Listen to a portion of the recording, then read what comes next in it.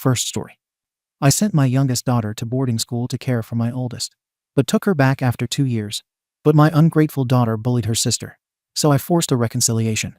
She refused everything and demanded a one-on-one dates with just me, so I grounded her, and she ran away from my house, so I replaced her with a foster child to support my good daughter.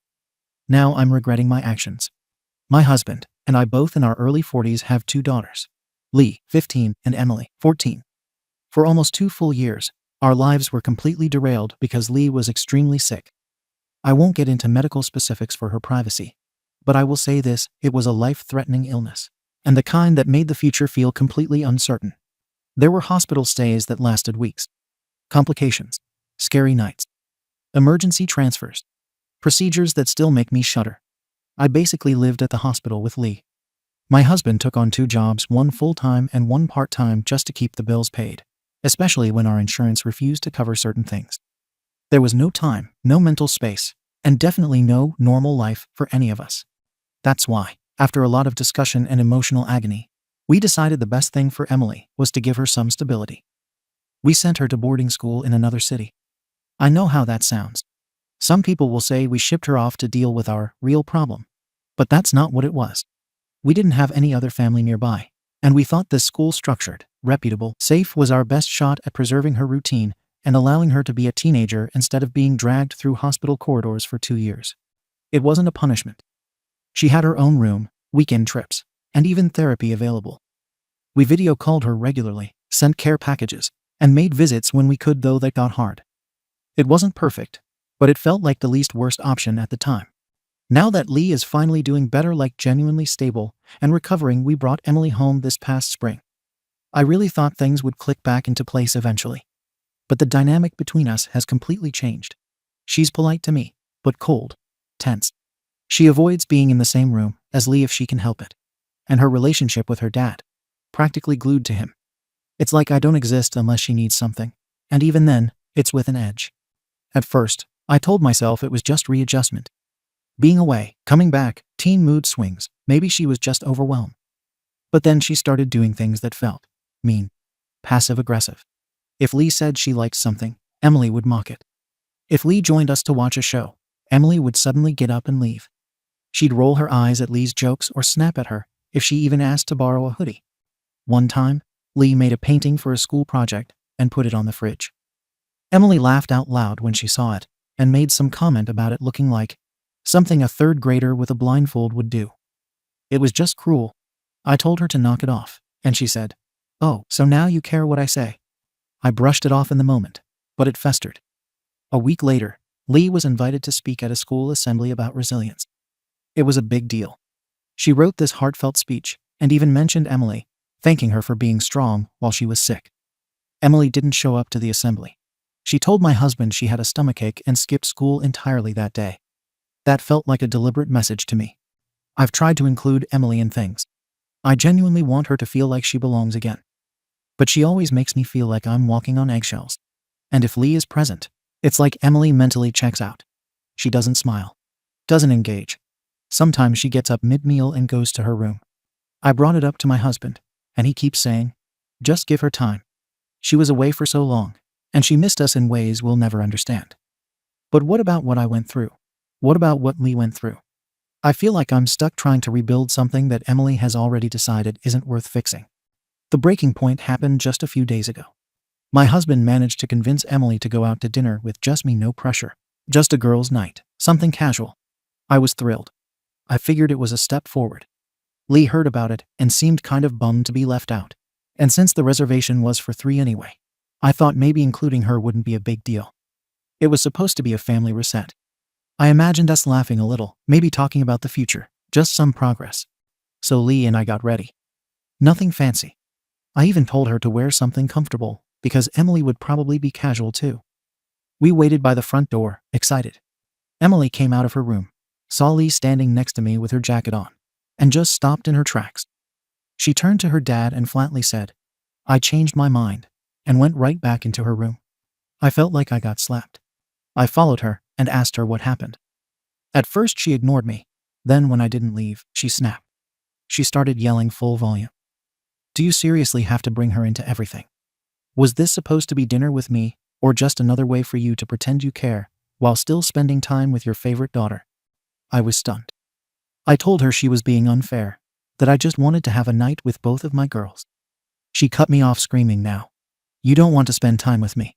You just want to look like you're including me, while sticking to the same script you've been on for 2 years. She called me an arsehole. A liar. Some other things I won't repeat here. My husband came in and tried to de-escalate, but she slammed her door and locked it. I was shaking. I felt insulted. Betrayed, even.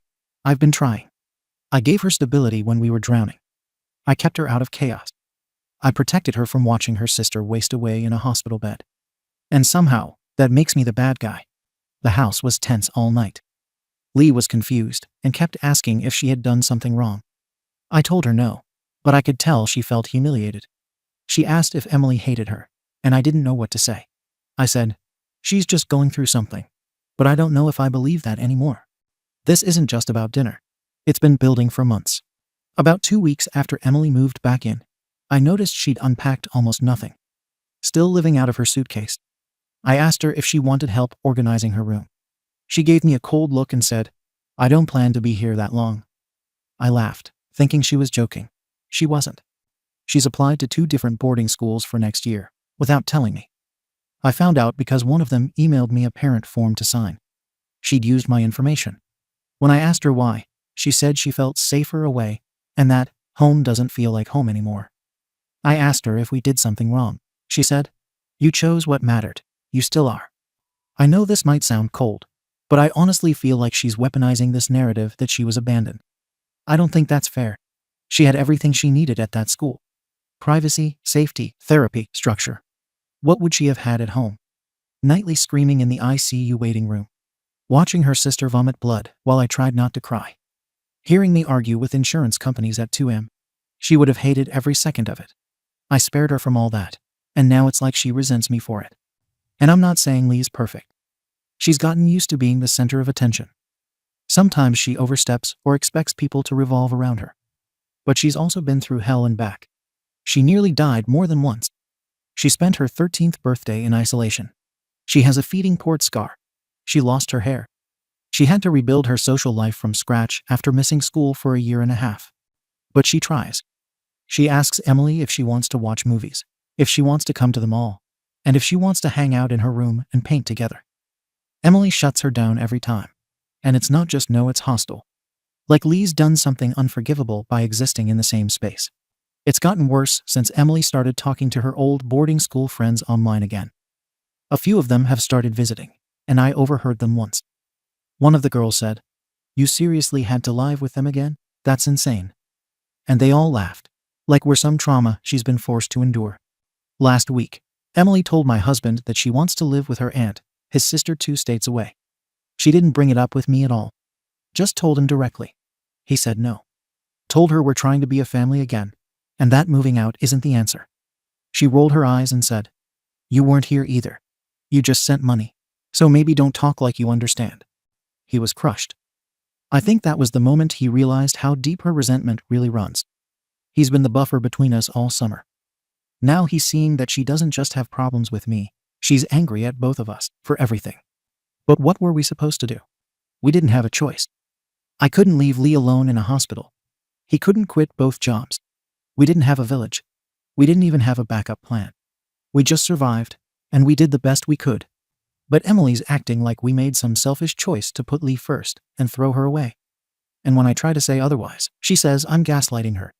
It feels like a weapon, like she's found the one thing she can say that will shut down any attempt I make to defend myself. I tried to talk to her again last night. I knocked on her door, calmly, and asked if she'd be willing to do a one-on-one therapy session with me. Not to fix everything, just to open the door. She said, why would I waste my time? You just want someone to validate your version of the story. I said, that's not true. She said, then why do you always invite her? I didn't have an answer. Because the truth is, I do always invite Lee. I include her because she spent 2 years wondering if she'd survive the month. I include her because I want to make up for everything she lost. And yes, maybe I've overcompensated. Maybe I lent too hard. But does that mean I deserve this kind of rejection from Emily? I've spent the past few nights replaying everything I did. Every message I sent her at boarding school. Every missed weekend visit. Every excuse. Every care package that probably wasn't enough. I started wondering if she cried alone in her dorm room and just never told me. If she watched other girls go home for holidays while I stayed in the hospital, holding Lee's hand through another round of hell. Maybe she did feel abandoned. Maybe I didn't see it because I was too focused on keeping one daughter alive to realize I was losing the other. But now that we're all under one roof again, I feel like I'm being punished for surviving. My husband says we need family therapy. That maybe it's not about blame anymore, but about finding a way forward. I'm open to it. But I'm also tired. I've spent 2 years in survival mode, and I finally thought we were coming out of the dark. Now it feels like I'm still stuck in it, just with different rules. So tell me, Ada, for trying to include Lee in everything and making Emily feel like an outsider. Should I have handled things differently back then? Am I still handling it wrong now? Be honest. I can take it. I just don't know what the right thing is anymore. Comments. Comment 1. You keep saying you protected Emily by sending her to boarding school. But let's be honest, you offloaded her. You made a judgment call that one daughter's suffering was worth your full presence, and the other could fend for herself. I'm not even saying that decision was evil, it was probably survival. But stop pretending like it was noble. What's worse is how you still center Lee in everything. Emily agrees to one dinner with you, and you decide Lee should come too. Why? You finally had a rare opportunity to show your older daughter she mattered to you. And you blew it again because you couldn't handle not having your favorite around. Emily is not weaponizing abandonment. She was abandoned. Just because it wasn't malicious doesn't mean it didn't hurt like hell. Her anger is justified. If you want a relationship with her, stop justifying everything you did. Start owning it. Drop the "we did our best" defense and just apologize. Be a mom now, even if you weren't one then. Comment 2. You absolutely turned Lee into the golden child and Emily into emotional collateral damage. You can deny it all you want, but actions matter more than intentions. Emily. Can I talk to my mom? You. Sorry, Lee's back in the ICU. Emily. Can I come home for the weekend? You. We can't arrange that right now. Your sister has complications. Emily. Finally back home. You. Let's reconnect. Also, Lee's coming to everything we do because I physically cannot see you as independent from her. Do you get it yet? You never once prioritized time where Emily got you without sharing you with Lee. Not once. Even her one-on-one dinner got hijacked. And yes, Lee was sick. Yes, she needed you. But Emily also needed you. And you emotionally ghosted her for 2 years. She doesn't trust that you even like her without Lee being there. Right now, she sees herself as a shadow forced to orbit Lee's glow. You want Emily to heal. Stop dragging Lee everywhere like a comfort blanket and actually look at Emily like she's a full human being. Update. Thanks to everyone who commented. I didn't expect so many responses, some harsh, some helpful, a lot of judgment. I've read everything, yes, even the YTAs, and I did a lot of reflecting. I've realized Emily's hurting more than I thought, and I own that I may have misread a lot of her emotions over the last 2 years. But I also realize people are looking at this situation with a very narrow view. So I decided to act. Not just for Emily, but for the family. The first thing I did was try to pause her boarding school applications. One of the schools emailed me again, requesting the signed parent form. I didn't respond.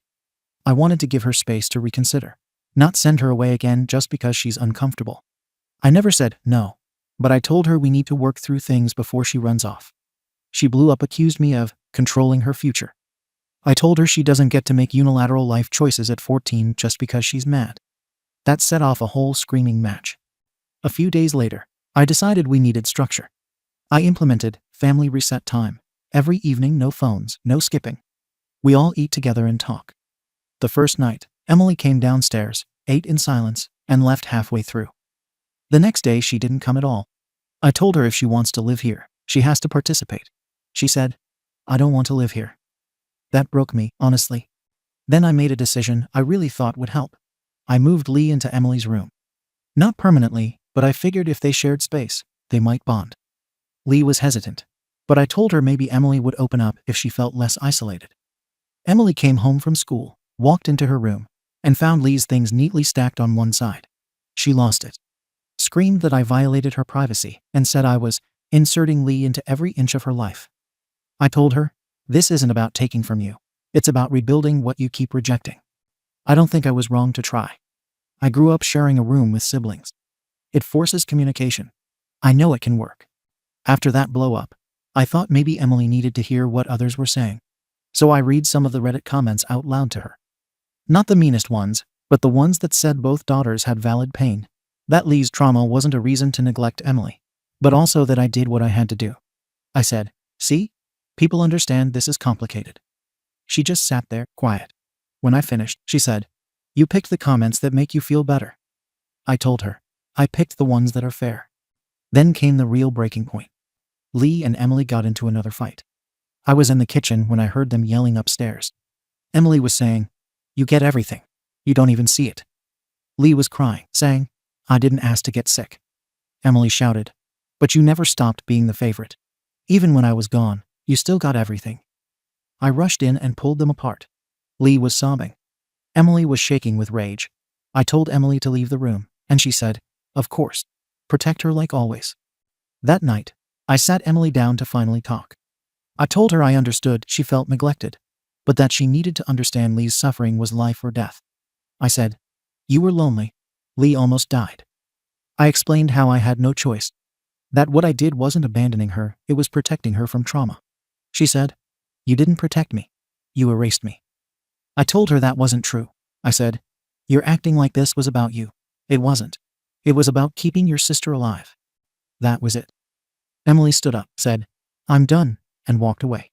She packed a small duffel bag and tried to leave. My husband stopped her at the door. I told her she's grounded until further notice. She said, "You're not punishing me. You're locking me in." I said, "I'm doing what a parent has to do." The next day, I took Lee out. We got lunch, went shopping, and walked around the lake. She needed it. She's been caught in the middle of all this and is blaming herself. I told her, "You're not the problem. Your sister is acting selfish. You've been patient, supportive, and kind. You've done nothing wrong." She cried and said, "I just want her to love me again." I didn't have an answer. I came home to Emily still in her room. Not eating, not speaking. She's completely shut down. My husband thinks we should just let her go to school out of state. I'm still not sure. What message does that send? That if she pushes hard enough, she gets to leave. What if she grows up thinking families are disposable? I want to fix this. But not by pretending like what I did was abuse. I protected one daughter from watching the other die. I shouldn't have to apologize for that. Comments. Comment 1. You say you don't want Emily to grow up thinking families are disposable, but you're the reason she feels disposable. You literally shipped her out of state when things got hard. Now you're grounding her for wanting to leave again? That's like burning someone, then punishing them for flinching when you strike a match. You keep chasing unity, but all your solutions are about forcing proximity, not repairing trust. Family dinners, shared rooms, forced emotional sessions, reading internet judgment, it's all about making Emily absorb your version of events. Here's the dark truth. You are not trying to understand Emily. You are trying to convince her she is wrong for being hurt. And let me tell you something from experience, I went low contact with my family at 18 for a similar reason. Not because they didn't feed me or house me, but because they made me feel effing invisible, and then called me selfish for bleeding from wounds they insisted didn't exist. Emily is already emotionally backed into a corner. She's not fighting to be seen anymore, she's fighting to get out. If you don't stop trying to win and start trying to listen, she will leave the second she legally can. And she won't be back. OP. Wow. You really think I want to win this? You think I enjoy having a daughter who looks at me like I'm a stranger? I'm doing the best I can. Everyone keeps saying I need to listen, but no one wants to admit that I didn't have the luxury of being the perfect mom to 2 kids when one was on the edge of death. It's not about who hurt more. It's about what had to be done. And if Emily wants to leave every time things get hard, how is that setting her up for life? Families aren't disposable. I'm not giving up on her just because Reddit thinks I emotionally erased her. That's not the truth, and I won't rewrite history to fit that narrative. Comment 2. YTA. Here's what's been eating at me since your first post. And this update just confirms it. You only know how to mother one child at a time. When Lee was sick, you poured 100% into her. Emily became someone else's responsibility. Now that Lee's stable, you still can't split your emotional bandwidth. Everything is either center Lee or Emily is rejecting the family. And let's be honest, your idea of understanding Emily is basically just rehearsed guilt dodging. You talk about her pain like it's unfortunate baggage you're forced to carry, not a wound you caused. You sat her down to compare grief like it's a scoreboard. You said, "You were lonely. Lee almost died." Do you hear yourself? That's not compassion. That's emotional gaslighting dressed up as parenting. You're not reconnecting. You're just trying to pull her back into a family dynamic where she disappears again. She sees that. That's why she wants out. OP. That's not true. I didn't choose one child, I responded to a medical crisis. Emily was safe and supported. Lee needed me to survive. That's not about favorites or bandwidth. It's just reality. And no, I'm not dismissing Emily's pain. But I can't pretend her feeling lonely is the same as Lee nearly dying. I was trying to explain, not compete. I'm not forcing her to disappear. I've asked her to be part of things. She's the one who keeps shutting us out. I'm trying. Update. I wasn't going to post again, but everything has spiraled worse than I could have imagined. I've tried to take feedback seriously, even when it was harsh. I started therapy, I've been reading more, and I've been trying to connect. But nothing is helping. Every time I reach out, my family pulls further away. I feel like I'm doing everything from a good place, and it's like I'm being punished for trying.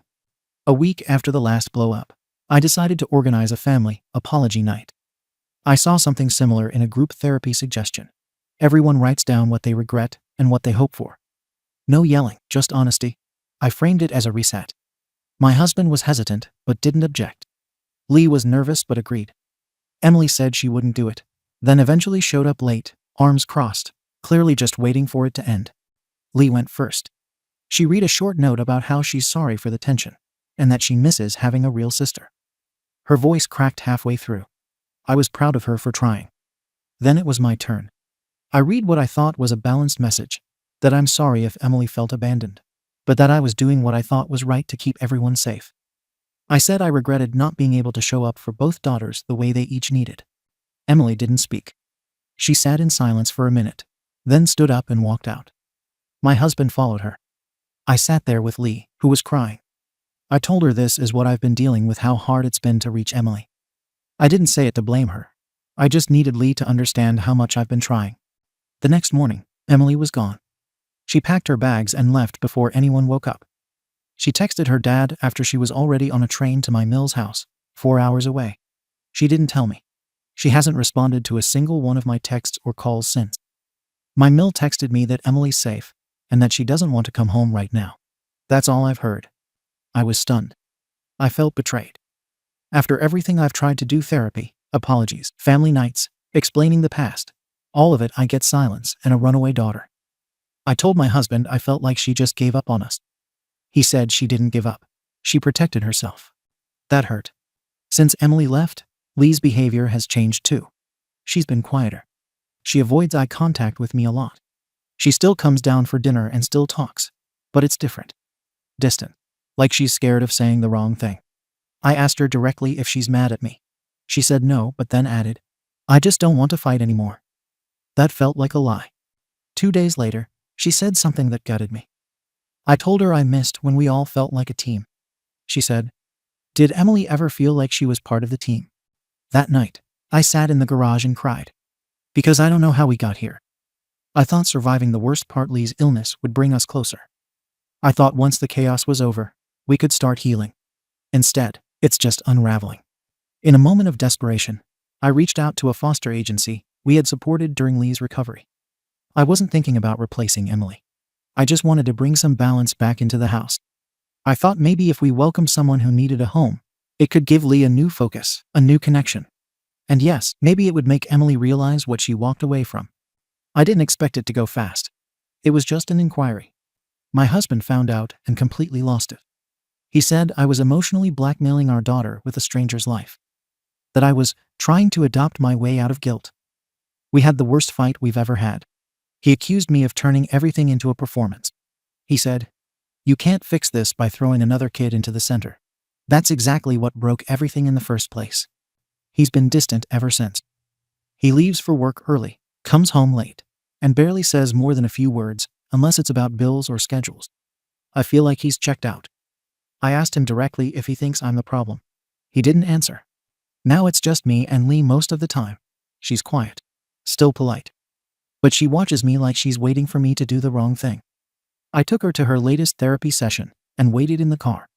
When she came out, she didn't say anything, just stared out the window the whole drive home. So here I am. One daughter gone, one emotionally slipping away, a husband who won't look me in the eye, and all I've done is try to fix things. I know some of you are going to say this is all my fault, that I pushed Emily away, that I made Lee the center of the world and then tried to center someone else when she started pulling back. That maybe I don't know how to love two daughters at once. But I still don't believe I made these choices out of malice. I made them because I didn't see any other way. And now I'm alone in this house trying to understand how doing what I thought was right destroyed everything I thought I had. Comments. Comment 1. You think Lee is still on your side? She's not. She's watching. Processing. Realizing that she was the good daughter because she needed you, and that as soon as she stopped needing you, you tried to slot in a replacement. That foster care stunt. It's going to haunt her. You don't just say, maybe someone else can fill this hole, when the sibling she loves ran off because of trauma you never owned. You've now taught Lee 2 things. Love in this house is conditional on being fragile. If she ever disappoints you like Emily did, she can be replaced too. I'm telling you now, if you don't course correct fast, Lee will grow up and ghost you the same way. Comment 2. The irony of this whole mess is that you think you're the stable one in the story. But every time something breaks, it's because of a move you made. You forced a family therapy night Emily didn't want. You tried to emotionally reboot with a foster kid like it's a team trade. You centered Lee for 2 years, then again for 2 more. And when Emily finally reached her limit, you called her ungrateful and ran to comfort the daughter who already had your full attention. I'm not excusing Emily being totally silent. That's not sustainable. And your husband? He sat on his hands too long. But at the end of the day, the dynamic they were reacting to started with you. You created a house where silence was safer than speaking up. Now you're drowning in that silence and calling it betrayal. Second story. My pregnant wife suddenly lost feeling below her chest, and the doctors weren't able to diagnose her. They said she might not be able to walk again. My pregnant wife works in the medical field. Got a call a couple of days ago that she hurt herself and her arms were hurting and starting to go numb. She said she talked to her doctor and was waiting for them to call back. I told her to let me know if I needed to come get her or not. An hour later, she says they told her it is probably nothing, but she wanted to go home. I go to pick her up, and when I get there, she's in tears and can't move her arms and can't move her fingers. As we walked outside, I told her we're going to ER. We get to the ER, and between work and the she can no longer feel her legs, and they are uncontrollably spasming every 3-5 seconds. They call a med alert or something like that crew, and they lift her out of the car and onto a stretcher. We go inside, and they check her out and do an ultrasound and say the baby is fine, strong heartbeat. A couple of hours later, they get her into an MRI and check out her spine C and T. The results come back clear with no visible signs of damage. We've been here for 36 hours, and they are clueless, the neurologist's exact word, as to what is going on. She can't feel or move anything below her chest. She can move her arms up to her wrists, but can't move her fingers, no twitch, no squeeze, or anything else. The doctor is saying she doesn't think it will be lasting, but she can't guarantee anything. At this time, I'm terrified and beyond scared that she may not walk again or have any use of her extremities. I'm trying to stay calm and strong for her, but when she sleeps I find myself, more often than not, in tears. I walked downstairs and broke down talking to a stranger, and he stopped me and gave me a hug, and I couldn't help but cling to him, probably longer than he would have liked. If you're a praying person, please send one our way. Updates. We discussed GBS with a neurologist, and they both agreed to rule it out. Their reasoning was this was rapidly onset, not gradual. It also started in her hands, arms, and later moved to her legs, feet. GBS generally starts over time, and in the feet first, and then works upwards. I asked about transverse myelitis. They ruled it out also, but I don't remember the reasoning. They are performing a lumbar MRI currently. The neurologist wanted to get a complete picture of everything to help rule things out. He also ordered an LP to rule out things like meningitis. Apologies for the short update. I only had a few minutes to write this out. I'll update again as I get more info. Comments. Comment 1. How did she hurt herself? OP. We don't really know. She said she was with a patient and heard a pop in her back shoulder and immediately lost strength in her hands, and it quickly deteriorated after that. Comment 2. Apparently pregnancy can cause paralysis in rare cases, but is treatable. Hopefully they find something in the labs. So sorry this is happening. Thoughts and prayers to you both. Where's Billy at school? Make sure they rule out Guillain-Barré syndrome GBS. A friend who is a ripped coach thought they popped something working out and slowly showed symptoms like your wife. Sending prayers. Comment 3. I was just coming here to say that. I had GBS when I was a kid. Got up in the middle of the night to pee, and my legs stopped working. Then I couldn't feel anything in my feet. My hands were tingly. I was in the hospital a month after being diagnosed with Guillain-Barré. I'm now an adult, a mum, a wife, and fully able to walk. Many thoughts and prayers to your wife and to you. Update. I posted several weeks ago about my pregnant wife having an accident, or whatever you'd call it, while at work. Quick overview. She felt a pop in her shoulders and lost feeling in her arms and hands. I picked her up from work, and on the way to the hospital, she lost feeling/movement in her legs. Got to the hospital, and they did all kinds of tests, including MRI, ultrasound, EEG, EMG, echocardiogram, EKG, and so many others. They also confirmed the baby was good. Update. They decided wrongly. Read more below on functional neurological disorder. They planned on physical therapy being the best course of action. More to the story. They reached out to the inpatient rehab facility, IPRF near us, and they denied us going there. They also reached out to the several places within neighboring states, and they all denied us as well. Our next option would be skilled nursing, but our insurance didn't cover that, and it would have cost $2,000 per week and a minimum of 3 months at a time. They also told us my insurance was not covering the hospital stay either. Talk about a kick in the nuts. Over the last 7-8 years, I've made friends with a couple PTs here in town. I reached out to my neighbor, and she works at a different type of facility, but had friends that worked there. She said she'd reach out and find out more info. I also made friends with a guy that worked at another PT facility here in town. He was a groomsman in my wedding, and I was one in his also. I reached out to him to see if he knew anyone that worked at the local IPRF. He was on vacation, and his wife, a PT at the hospital, was sitting next to him. She said she'd make some calls and let me know. Skipping some details in the middle here because they don't matter much. The next day we get a call saying she was approved for the IPRF. We were denied in the first place. My wife and I were talking, and my friend's wife came up, and neither one of us knew where she worked. My wife said to Google her, so I did and came to find out she worked at the IPRF. Not just worked there, but was one of the top doctors there. She was the one that pulled the string to get us there. They also said my other friend reached out and thought it was interesting that 2 different people were trying to pull strings that were not related or associated at all. We were finally transferred to the IPRF after 11 days at the hospital. While there, we spoke to a new neurologist who wanted to order another MRI. It came back a couple of days later. The doctor came in and told us she did not have FND. They said she had a spinal cord stroke. My friend and his wife brought us dinner that night, and she wanted to answer questions we may have, and said she wanted to transfer us to a better, more specialized facility. We were finally transferred to the spinal rehab facility after 13 days. She is finally being treated for the correct diagnosis and in the correct location. They expect her to be here for the next 2-3 months. TLDR. My pregnant wife hurt herself at work, not work-related, and went to the hospital. She has no feelings from the chest down. They diagnosed her wrongly with FND, and then she was diagnosed with a spinal cord stroke. We are at a specialized facility now. We're at 4 weeks with 2-3 months left. Comments. Comment 1.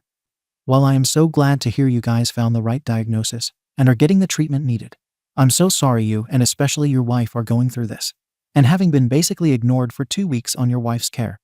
Kudos to the string pullers. They went above and beyond to make sure she is taken care of.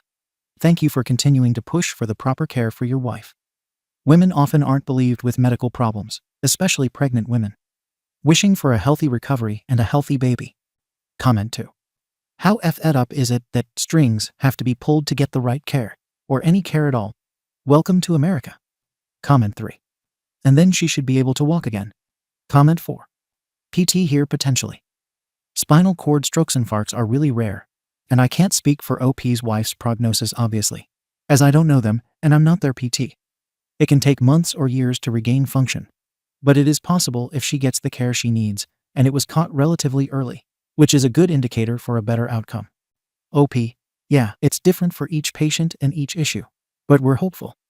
She's having spasms in her legs, and they kick around a little.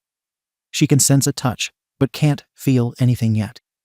The doctors are hopeful as well and have stated that if there was permanent loss, they wouldn't be kicking or spasming like they are. We were at therapy within 2 weeks, so we're hoping that was quick enough to get her back on her feet. Comment 5. MRI tech here. Spinal infarcts aren't easy to diagnose, as they include scans we don't normally run during routine imaging. I've seen a few less than 5 during my time in this field over a decade. Hopefully your wife recovers well. It sounds like you got her into a good IPRF. Thank you for watching the video. If you are interested in listening to these kinds of stories, we've got more in store for you.